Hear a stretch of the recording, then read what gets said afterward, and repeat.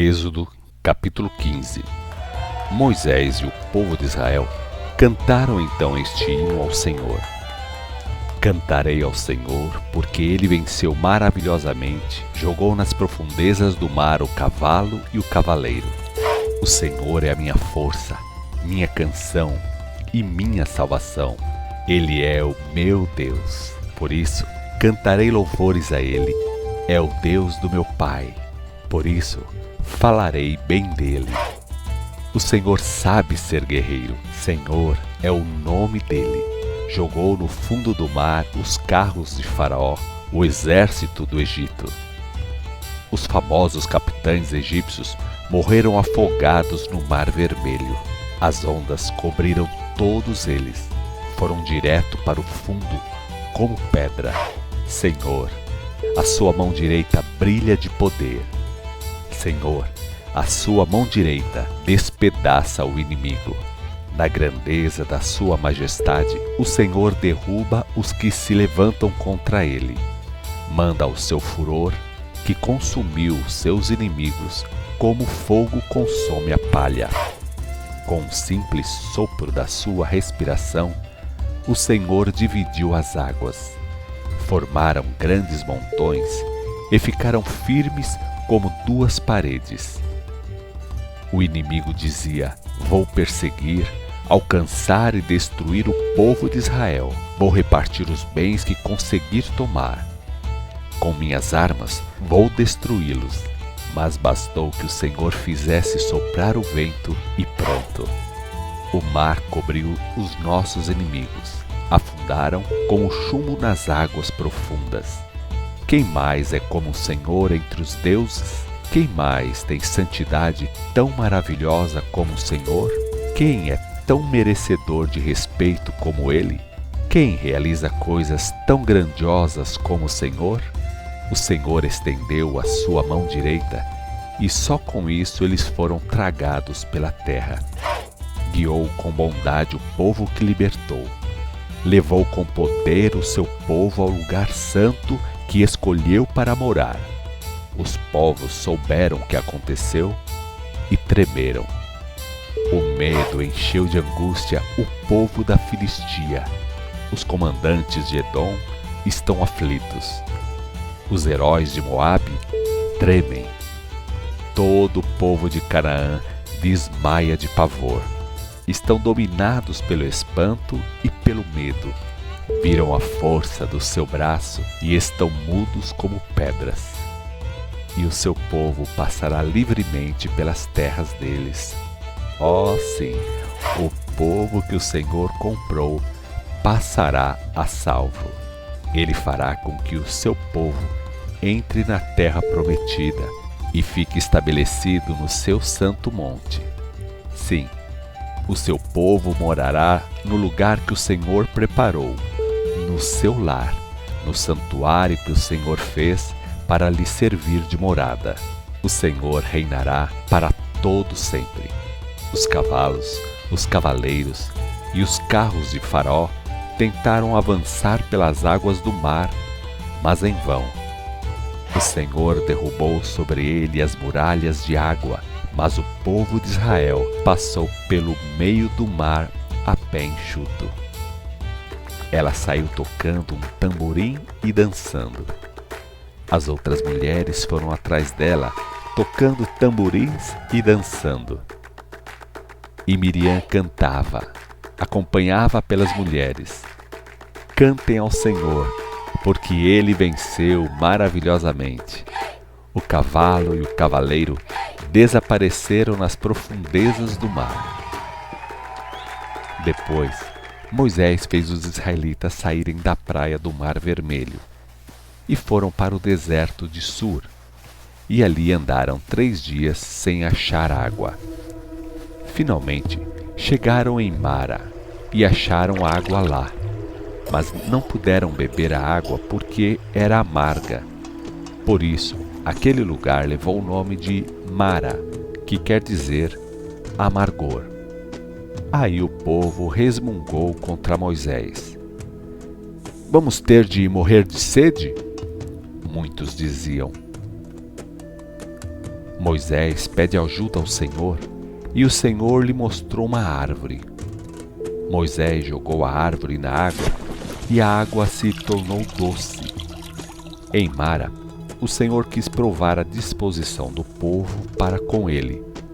Para isso, impôs estas condições: se vocês derem atenção à voz do Senhor seu Deus, se obedecerem ao que eu disser, fizerem o que eu acho certo e guardarem os meus mandamentos, contem com a minha bênção. Não deixarei que vocês sofram nenhuma das doenças que mandei aos egípcios.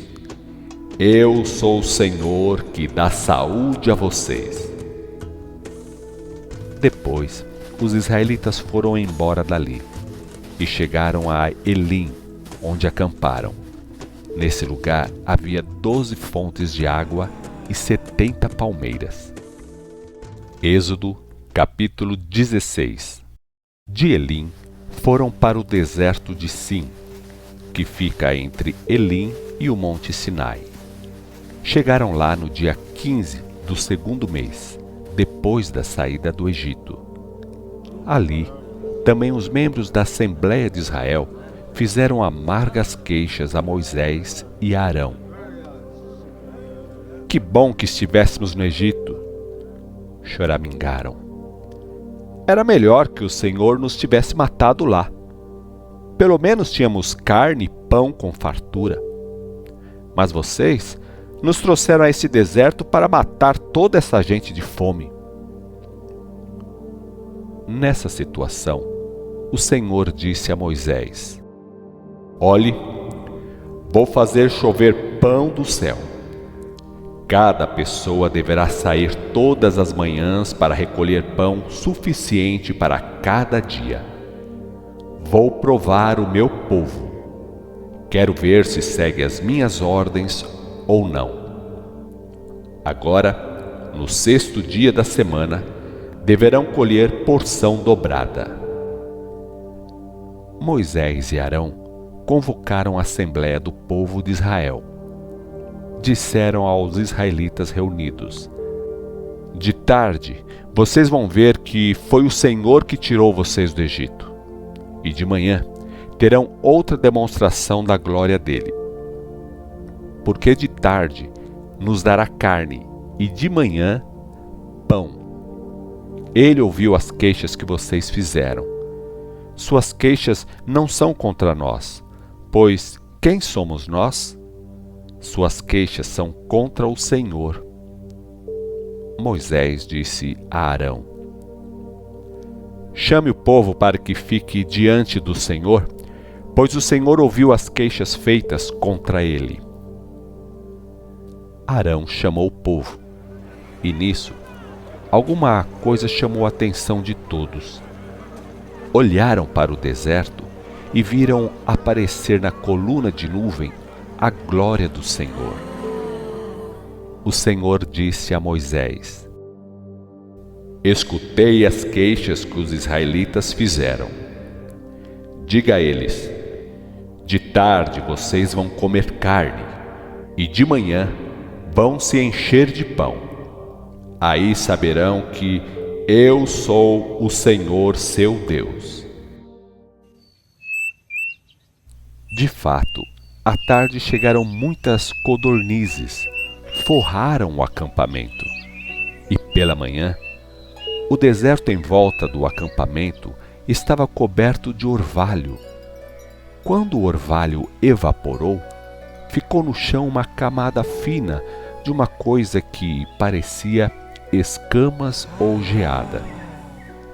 Que será isso? Perguntaram os israelitas uns aos outros. Não tinham ideia do que era. Disse Moisés: isto é o maná, o pão que o Senhor nos está dando. Sobre isso, o Senhor deu estas instruções: cada um deve recolher todo dia a quantidade suficiente para a sua família, bastando uma tigela por pessoa. Assim fizeram. Uns recolhiam mais, outros menos. Mas quando iam repartir com a tigela que servia de medida, dava tudo certo. Ninguém recebia de mais e ninguém recebia de menos. Moisés preveniu a todos, dizendo: não deixem nenhuma sobra para o dia seguinte. Mas não deram ouvidos. Alguns deixaram um pouco de maná guardado para o dia seguinte. Resultado, deu bichos e ficou cheirando mal. Moisés ficou bravo com eles. Assim, se acostumaram a recolher diariamente o maná em quantidade suficiente para cada dia. E tinham de fazer isto cedo, porque quando o sol subia, derretia o maná. No 6º dia da semana, recolheram pão em dobro, 2 tigelas para cada um. Os oficiais dirigentes da Assembleia foram perguntar a Moisés por que tinham de fazer isso. Mas foi isso que o Senhor mandou, respondeu Moisés. Disse o Senhor: o dia seguinte ao 6º dia é o dia santo de descanso, é o dia do Senhor. Assim, preparem o que quiserem comer na véspera: bolo de maná assado no fogo ou maná cozido em água. O que sobrar, podem guardar para a manhã seguinte. Fizeram isso, e no dia seguinte, o maná não deu bichos, nem ficou cheirando mal. Moisés disse: podem comer o pão do céu recolhido ontem. Hoje é o dia de descanso, o dia do Senhor. Não vamos achar maná no terreno do acampamento. Durante 6 dias encontraremos pão para recolher, mas no 7º não. O 7º dia é o dia de descanso. Alguns teimaram em procurar maná no dia do Senhor, mas não acharam. Disse o Senhor a Moisés: até quando vamos ter gente em Israel que não obedece aos meus mandamentos? Eu separei o 7º dia para descanso do meu povo. Por isso, dou maná para 2 dias no 6º dia da semana. Assim, cada um trate de ficar no seu lugar no 7º dia. Aí o povo aprendeu a guardar o dia do Senhor. Foi o povo de Israel que deu ao pão do céu o nome de maná, que quer dizer: que será isto? O maná era parecido com semente de coentro e tinha gosto de bolo de mel. Disse Moisés: o Senhor mandou separar uma tigela cheia de maná. Esse maná ficará guardado de geração em geração, para que os seus descendentes vejam o pão com o qual sustentei vocês no deserto, depois que os tirei do Egito, disse o Senhor. Pegue um vaso, disse Moisés a Arão, e despeje nele uma tigela de maná. Depois coloque o vaso diante do Senhor. Assim ficará guardado para os nossos descendentes de geração em geração. Arão obedeceu. Colocou o vaso cheio de maná diante do Senhor. E mais tarde foi guardado na arca do testemunho no tabernáculo. Os israelitas comeram maná 40 anos, até entrarem em terras habitadas, ou seja, até chegarem às fronteiras de Canaã. A tigela para cada pessoa era de 1 homer. 1 homer equivale a 1/10 do efa. Êxodo, capítulo 17. O povo de Israel continuou a viagem pelo deserto de Sim, fazendo as paradas como o Senhor mandava. Acabaram chegando em Refidim, onde não havia água para beber. O povo brigou com Moisés, exigindo que ele arranjasse água. Por que estão brigando comigo? Disse Moisés. Vocês não sabem que com isso estão provocando o Senhor? Mas o povo estava com sede e continuou a reclamar. Por que você fez a gente sair do Egito? Para isto? Para nos matar de sede? A nós, aos nossos filhos e aos nossos rebanhos? Moisés pediu ao Senhor: Que faço com esse povo? Perguntou em oração. Só falta que me matem a pedradas. Vá um pouco mais adiante, disse o Senhor a Moisés.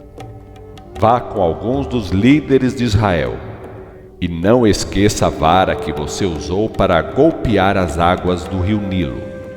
Chegue até o Monte Horebe, e eu estarei lá, na rocha do Horebe. Você baterá com a vara na rocha, e brotará água dela. O povo terá água para beber. Moisés fez isso na frente dos líderes de Israel.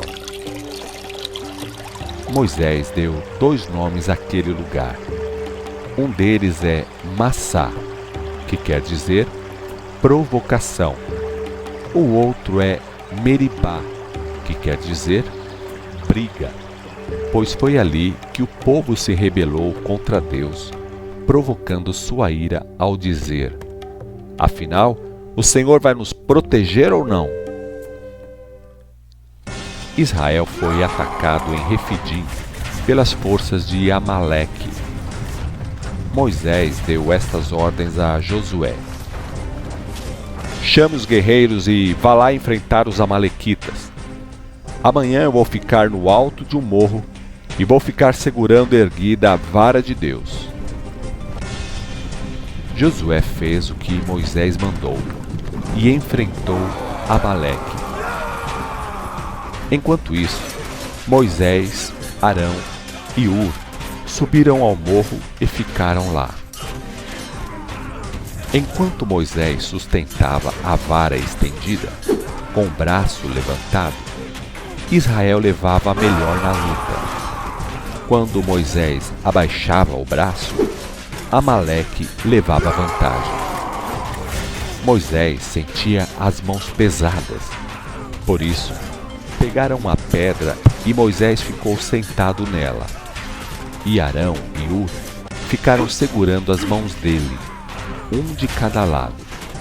Com isso, as mãos dele ficaram erguidas e firmes até o pôr do sol. O resultado foi que as tropas de Josué acabaram com o exército de Amaleque ao fio da espada. Disse o Senhor a Moisés: Escreva num livro o que vou ditar, para que nunca fique esquecido. E leia para Josué: Vou acabar com a fama de Amaleque em toda a terra. Moisés construiu ali um altar e lhe deu um nome que significa: O Senhor é a minha bandeira. E disse: O Senhor garantiu que guerreará contra Amaleque de geração em geração.